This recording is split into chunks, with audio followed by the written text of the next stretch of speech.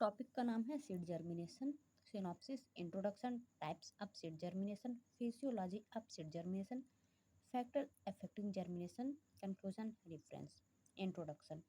Favourable condition में seed का germinate होना सीड जर्मिनेशन कहलाता है। Seed is equal to fertilized ovule with mature integuments.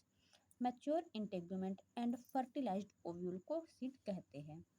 Seed के अंदर जाइगोट से डेवलप्ड एम्ब्रियो प्रेजेंट होता है। एम्ब्रियो एक्टिव होकर सीड जर्मिनेशन करते हैं एवं सीड जर्मिनेट होकर न्यू प्लांट्स में डेवलप हो जाता है। डेफिनेशन। फेवरेबल कंडीशन में सीड में present embryo active and develop होकर young root and shoot system बनाता है, इसे सीड जर्मिनेशन कहते हैं। Types of seed germination. Two types of seed germination. First hypogeal seed germination, second epigeal seed germination.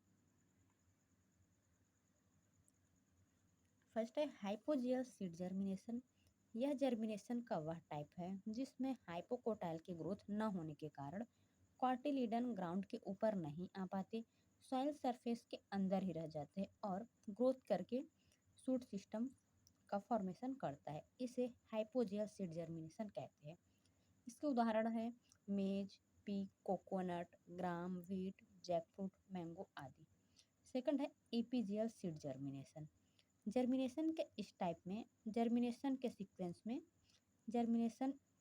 Sequence में hypocotyl reason में rapidly growth एवं cell elongation के कारण कॉटिलीडन रीजन सॉइल सरफेस के ऊपर आ जाते हैं।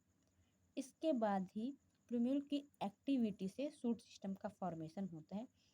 इस प्रकार के जर्मिनेशन को एपीजियल सीड जर्मिनेशन कहते हैं। जर्मिनेशन के दोनों टाइप में सबसे पहले रेडिकल से रूट सिस्टम, उसके बाद प्लूम्यूल से शूट सिस्टम बनता है। एपीजियल सीड जर्मिनेशन के उदाहरण है कैस्टर, बॉटल गोस, फ्रेंच बीन्स आदि। Changes in food reserve.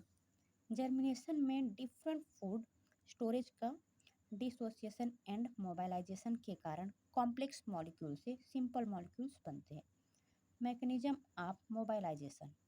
Germination के समय डिफरेंट फूड मटेरियल के डिसोसिएशन व मोबाइलाइजेशन के कारण हार्ड एंड सिंपल मॉलिक्यूल्स बनते हैं। Hypogeal germination in gram and epigeal germination in castor. First है कार्बोहाइड्रेट। मोनोकॉट में जर्मिनेशन के सीक्वेंस में alpha amylase and beta amylase के कारण कार्बोहाइड्रेट माल्टोज में कन्वर्ट हो जाता है and then maltose mutase enzyme के प्रेजेंस में ग्लूकोज में कन्वर्ट हो जाता है। एग्जाम्पल है व्हीट, मेज, बार्ली आदि। सेकंड है प्रोटीन। एम्ब्रियोजेनिक एक्सिस से सिंथेसाइज्ड जिब्रेलिन एसिड के प्रेजेंस में ही peptidase and proteolytic enzyme active हो पाते हैं। एंजाइम की एक्टिविटी से protein amino acids and amidase में कन्वर्ट हो जाते हैं।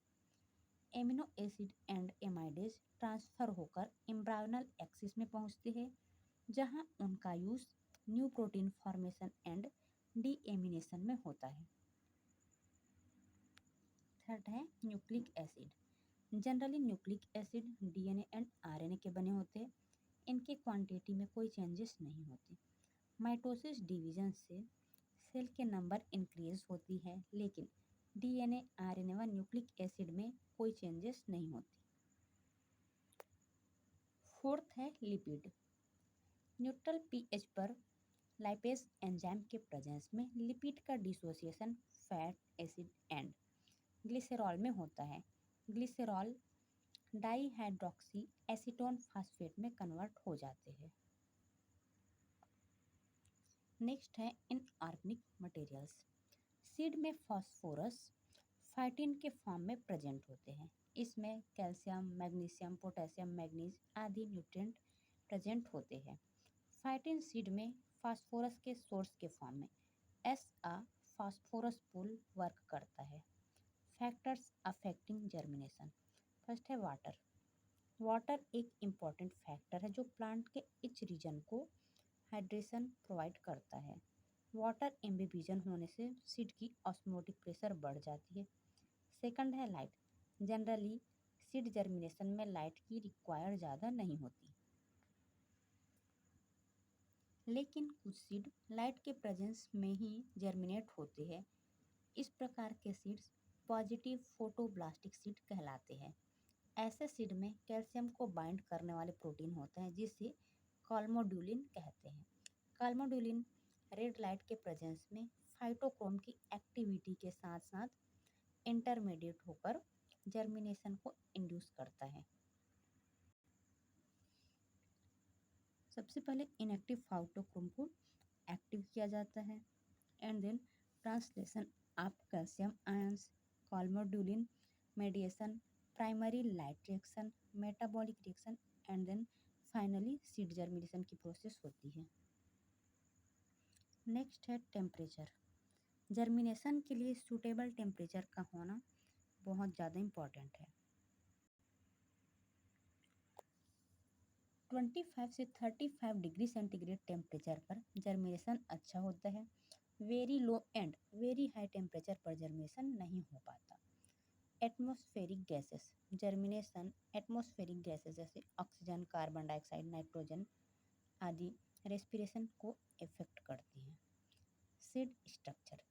सम सीड में immature embryo, growth inhibitor, impermeable seed coat, hard seed coat के प्रेजेंस के कारण सीड जर्मिनेशन नहीं हो पाता। Physiology of seed germination.